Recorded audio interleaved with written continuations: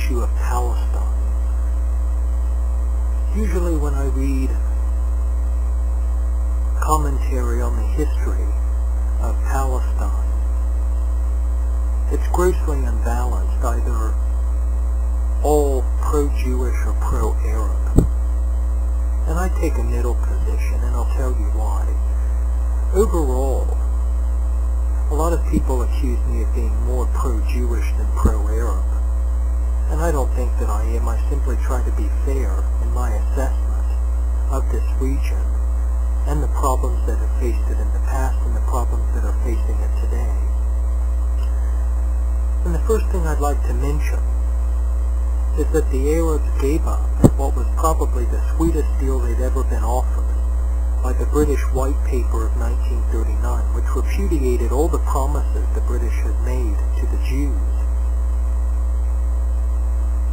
The Arabs rejected it because they didn't think it gave them enough. And so, they turned back to terrorism.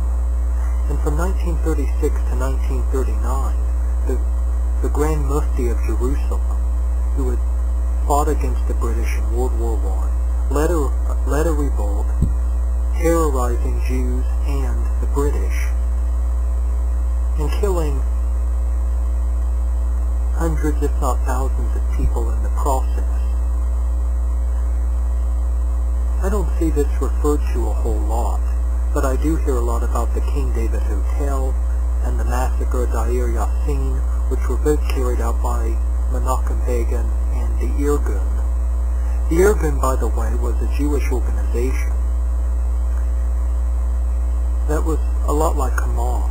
You know, I hear people say, well, Hamas was formed because the Israelis butcher and massacre and brutalize the Palestinians, which I think is true to some degree. Hamas would not exist if the Palestinians were treated better.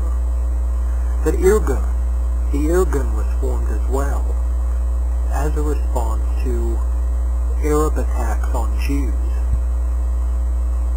So what's the difference? I don't like either organization. I think the Irgun and Hamas have both done terrible things to innocent civilians. But they both arise from the same kind of environment. That when you have one group attacking another group, then the groups that are being attacked are probably going to form organizations that will retaliate over time. So whenever somebody praises Hamas and condemns the Irgun, you have to ask yourself, why?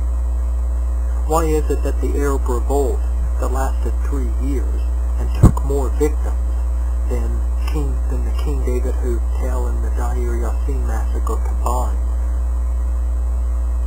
Why are those two incidents emphasized by people at the expense of the Arab revolt led by the Grand Mufti?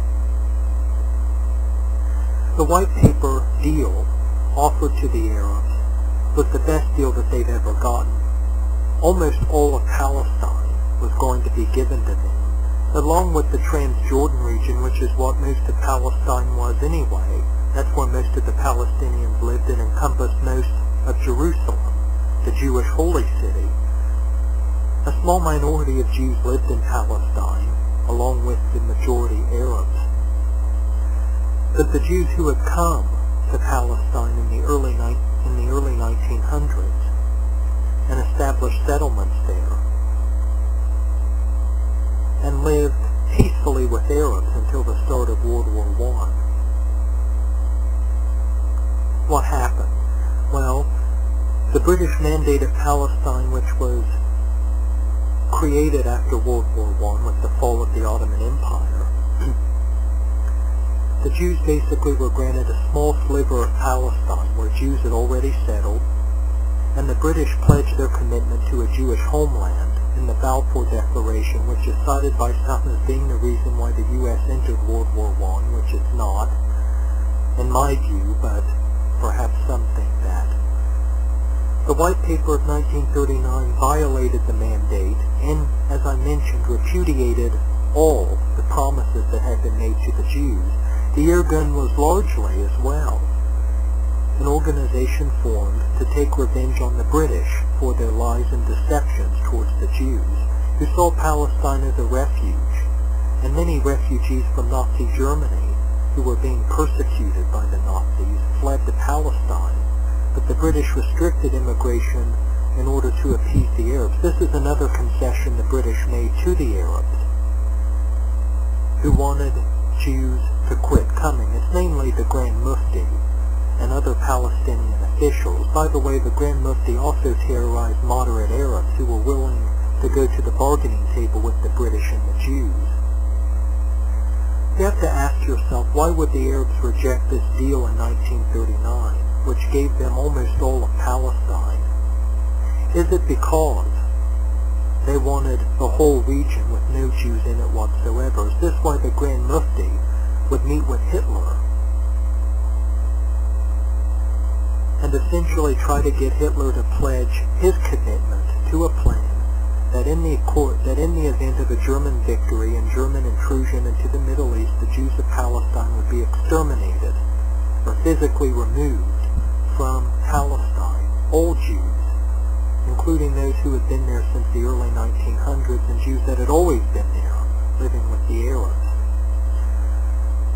This complicates things. The fact that the Palestinian leader during World War II conspired with the Nazis,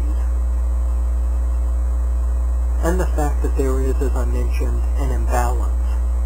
People who want you to believe that the Arabs have always been innocent victims, that the Jews have always been the aggressors, when in fact Jews and Arabs have both been innocent victims and have both been aggressors and have both contributed to the problems facing Palestine currently.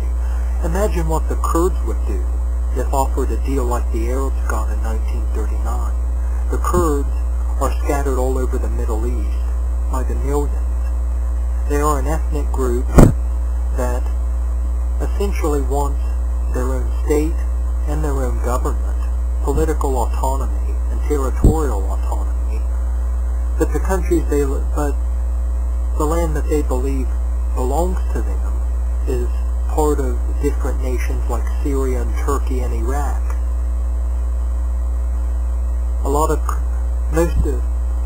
Majority of the Kurds live in Turkey. Why is it?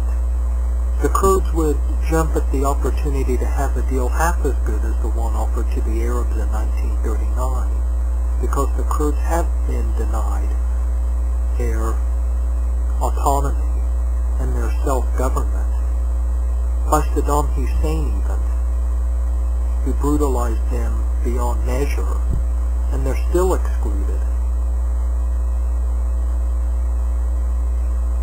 So whenever you hear assessments of the Palestinian crisis, you sort of have to wonder, is there a bias, either towards the Jews or towards the Arabs? Or are people stepping back and placing blame equally on both groups, as well as the British, whose duplicitous and deceptive foreign policy contributed to a lot of tension as well? That's all I'll say in this video, but I'll make another one soon in which I expound on this matter further.